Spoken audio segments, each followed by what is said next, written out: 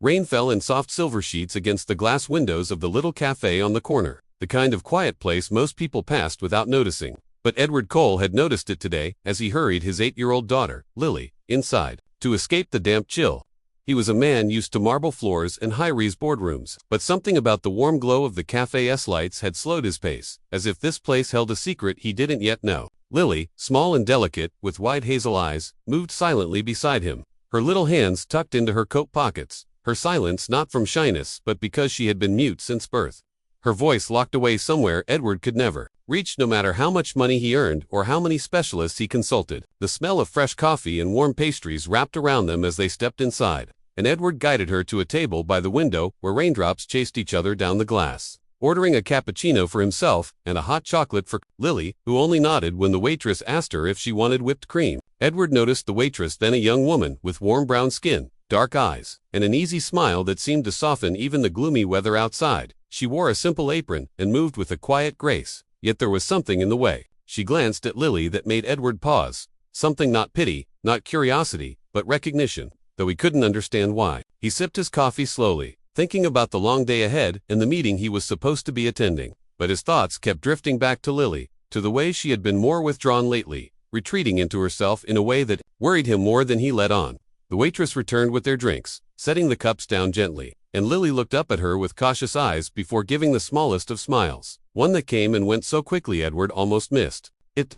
Then, before Edward could reach for the sugar, something happened that made him freeze. Lifted one hand from her lap and, with a hesitant movement, signed hello in the quiet, fluid language that only a handful of people in her life understood. To Edward's surprise, the waitress didn't look confused or awkward. Instead, she signed back, her fingers moving smoothly as if she had been speaking with her hands her entire life. Lily's eyes lit up instantly, and Edward felt a strange mix of relief and unease, watching as the two began a silent conversation about the rain outside, the warmth of the drinks, and even the book Lily had tucked under her arm. It was as if a wall had vanished between them in a matter of seconds, a wall Edward himself had been struggling to break through for years. He sat there, unsure whether to interrupt or simply let it happen, his curiosity growing with every passing moment. Did this stranger know sign language so well, and why did it feel like she understood more about Lily in a minute than he had in months? The rain kept falling outside, blurring the city beyond the window, and inside the small cafe. Edward realized he had just stepped into something far more important than a simple coffee break, though he couldn't yet name what it was, only that the air seemed different now, charged with an unspoken connection, and somewhere deep inside, a quiet question began to form. Who exactly was this waitress, and why did she seem to hold a key to his daughter's world? Edward sat frozen, his fingers curled around the warm coffee cup, watching as Lily's small hands moved quickly in the air, her eyes bright in a way he hadn't seen in months, and the waitress, whose name tag read Maya, responded with the same ease, her signs fluid and confident as if she and Lily had been friends for years. The cafe's soft hum faded into the background for Edward, replaced by the quiet rhythm of their conversation, the glances, the smiles, the slight tilt of Lily's head when she was curious, and the way Maya's hands paused just long enough to make sure Lily understood every word. Edward wanted to join in but felt like an outsider looking into a world he didn't fully belong to, a world where words didn't matter and connection was measured in expressions, gestures, and the warmth in someone's eyes. He found himself leaning forward, trying to follow the shapes of Maya's fingers, catching only fragments, book rain, friend, but enough to sense that something important was passing between them, something far more than polite small talk. Lily laughed without sound, a soft, breathy joy that made Edward's chest tighten, and he realized with a pang that he hadn't been the one to make her laugh like that in a very long time. He cleared his throat, unsure how to break into their silent exchange without shattering it, and finally asked, "How do you know sign language?" Maya looked up, her smile never fading, and explained with a calm, almost tender voice that her younger brother had been born deaf, and teaching him to communicate had taught her more about people than anything else in her life. Edward nodded, but there was something in her tone that made him think there was more to the story, something she wasn't ready to say. Lily tapped Maya's arm and signed something that made Maya's expression shift from cheerful to thoughtful, and then she signed back slowly, as if the answer carried weight. Edward's curiosity deepened. What had Lily asked? But before he could inquire, the bell above the cafe door rang, and a man in a heavy coat stepped inside, glancing around quickly before sitting near the back, his eyes scanning the room, like he was looking for someone. Maya noticed him too, her fingers pausing mid-sign for just a second before she continued as though nothing had happened. But Edward caught the flicker of something nervousness, maybe even fear in her eyes. He wondered if this stranger was connected to whatever it was that made her guarded, but Lily was too engrossed to notice. signing now about the chocolate in her drink and the book she carried. Edward decided to let the moment play out, sensing that pressing too soon might make Maya retreat. Yet he couldn't ignore the feeling that their meeting was not a simple coincidence. The rain outside grew heavier, drumming against the windows, and a faint chill moved through the cafe each time the door opened. Though Edward barely felt it, too absorbed in the unfolding scene.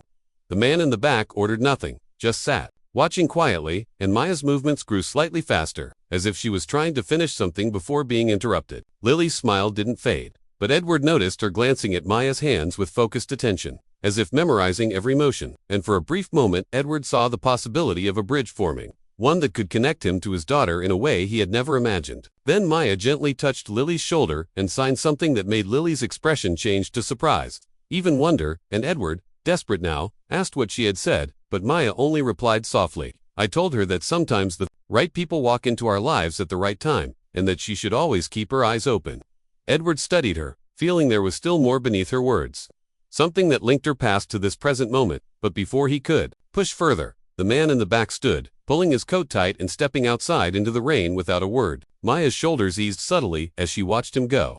And Edward's unease grew. He didn't know who that man was, but he was certain the day's quiet beginning had just shifted into something else entirely, something that might change everything. Rain had eased into a soft drizzle by the time Edward returned to the cafe with Lily the following afternoon, unable to shake the image of Maya's swift hands and the shadow that had crossed her face when the man in the coat appeared. The little cafe was quieter today, the smell of baked bread drifting from the kitchen, and Maya greeted them with the same warm smile, though Edward thought he saw something guarded in her eyes, like she was weighing whether to let them see more of her. Lily ran to her usual seat by the window, placing her book on the table, and immediately signed "Good morning" when Maya approached. And once again Edward watched as they slipped into a silent conversation that seemed to have its own rhythm, its own private current that carried them along effortlessly. After a few minutes, Edward leaned forward and asked gently, "Maya, yesterday you said your brother taught you a lot. What did you mean by that?" Her hand stilled on the edge of Lily's cup, and for a moment she looked away, her voice quiet when she began to speak, telling them about growing up in a small town where people didn't understand or care about differences, where her brother, born deaf, had been isolated in ways no child should be, and how she had promised herself to be his voice, to give him the freedom to be heard, even without sound. She explained that her hands had learned the language of silence out of love, but also out of necessity, because speaking it was the only way to protect him. Edward listened closely, sensing that there was more, something that still hovered unspoken between her words. Lily, curious, signed something, and Maya's face softened as she signed back, explaining aloud for Edward. She asked if my brother is okay now. He's fine, but he's far away. Edward wanted to ask where, but something about Maya's tone told him it was not a simple answer. She turned the conversation to Lily, asking her about school and her favorite stories, and Edward noticed how Lily's hands moved more confidently now, her shyness melting away in the safety Maya's presence seemed to offer. As they spoke, Edward's mind kept circling back to the man in the coat, the way Maya had stiffened yesterday, and he wondered if her past had threads that reached into the present. Then, just as he was about to ask, the door opened, and a young man in a delivery uniform stepped in with a small package for Mayashi, took it, signed something quickly to him, and he left without lingering. But Edward caught the faint tremor in her hands as she placed the package under the counter without opening it. Lily didn't notice, too absorbed in showing Maya a drawing she had made, but Edward filed the moment away, certain it mattered. Maya excused herself briefly to serve another customer, and Edward leaned toward Lily, whispering that he wanted to learn some of the signs she used so often. Her eyes lit up, and she began teaching him the shapes for thank you, happy, and listen. When Maya returned, she saw them practicing and smiled, her expression carrying a mix of joy and something heavier, almost bittersweet. "It's not just about the signs," she told Edward quietly. "It's about slowing down enough to really see the person in front of you." Her words stayed with him, and he realized how much he had been rushing through life, solving problems with money instead of presence. Yet even as he felt this shift, he couldn't ignore the subtle tension in Maya's movements, as if she was expecting something or someone to appear again. Outside, the clouds were thinning, but the air held the weight of an unfinished story, and Edward had the uneasy sense that whatever Maya was keeping to herself was not just about her brother, and that the answer might arrive sooner than any of them expected. Over the next 2 weeks, Edward found himself returning to the little cafe with Lily almost every afternoon, their visits slipping into a routine that felt both comforting and quietly important. For in those moments Lily was no longer the silent child hidden in her own world, but a bright, expressive girl whose hands danced through the air with confidence. And Edward, slowly learning the shapes and rhythms of sign language, felt a bond growing between them that had always seemed just out of reach. Maya was patient with them both, teaching Edward new signs each day and encouraging Lily to share more of her thoughts. But Edward could still sense an invisible wall around her, as if she had chosen carefully what parts of herself to reveal. One sunny afternoon, the cafe was nearly empty except for them, and Maya leaned across the table to show Edward how to sign proud, using Lily's name in the sentence, and Lily's eyes shone with happiness when she understood. Edward's chest tightened with a joy he could not explain, yet even in this warm moment his mind returned to the strange events of their first meeting, the man in the coat, the unopened package, and the fleeting tension in Maya's eyes, and he decided to gently press her for answers. "Maya," he began, "you've done so much for Lily and me, but I can't help feeling like there's something you're not telling us." And for a moment she froze, her gaze dropping to her hands before she spoke in a voice barely above a whisper, "Some stories aren't just mine to tell." Before Edward could ask more, the bell above the cafe door jingled and a woman entered, dressed neatly but with eyes that searched the room quickly before landing on Maya, who straightened. Immediately, her friendly smile touched with a trace of unease. The woman approached the counter, speaking in a low tone Edward couldn't hear, and Maya listened without interrupting, nodding only once before the woman left as quietly as she had come. Lily, sensing the change in mood, looked between them, and signed to Maya, asking if everything was okay, and Maya replied with a gentle nod but avoided Edward's eyes. The rest of the afternoon passed in quiet conversation, but Edward could feel the weight of something unsaid hanging over them. Later, as they were leaving, Maya walked them to the door and signed to Edward slowly so he would understand. Life isn't always about the answers you want, but the moments you choose to hold on to. And though her words were meant to be reassuring, Edward heard in them a warning, as if she knew their time together might not last. That night, as he tucked Lily into bed, she signed happy and safe. And he realized with a pang that those two words were gifts Maya had helped give her. Still, he could not shake the feeling that whatever Maya was protecting, be it herself, her brother, or something else entirely, was moving closer to the surface. And when it came, it would change all three of their lives. The morning was bright, but carried a strange stillness when Edward and Lily stepped into the cafe, expecting the usual warmth of coffee and familiar smiles. Yet finding Maya standing behind the counter with an expression that was calm on the surface but shadowed by something deeper, she greeted Lily with her usual gentle sign for good morning. But her hands lingered, holding Lily's smaller fingers for a second longer than usual, as if committing the moment to memory.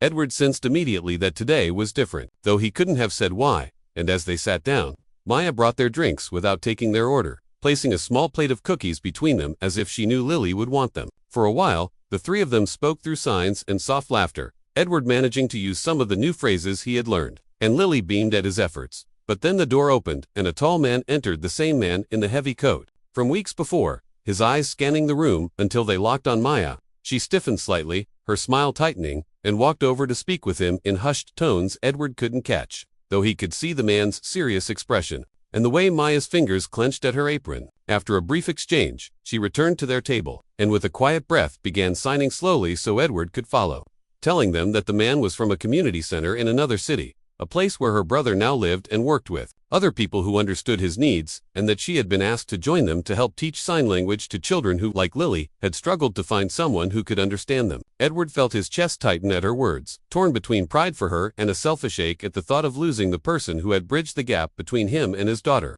Lily, however, signed a single word, "Go," and then, seeing Edward's confusion, added help, her eyes clear and certain, as if she understood better than he did that some people were meant to touch many lives, not just theirs. Maya smiled at her, though her eyes glistened, and reached into her pocket to pull out a small note card, covered in neat handwriting and hand-drawn diagrams of the signs they had practiced together, pressing it into Edward's hand as a parting gift. "You can talk to her now," she said softly. "You always could, you just didn't know how to listen." The cafe felt smaller in that moment, the air thick with the weight of goodbye. And yet Edward knew this was not the end, because what Maya had given them could not be taken away. They walked her to the door, the man in the coat waiting patiently outside, and as she stepped into the sunlight, she turned back one last time, signing thank you and family before disappearing into the street. Edward stood there for a long moment, holding Lily's hand, feeling both loss and gratitude in equal measure, and when he looked down at his daughter, she signed something new, something he had never seen before. "I love you, Dad," and he realized with a quiet, almost stunned joy that Maya had been right all along. The most valuable connections in life were built not with words, not with wealth, but with the kind of understanding that asked nothing but to be truly seen.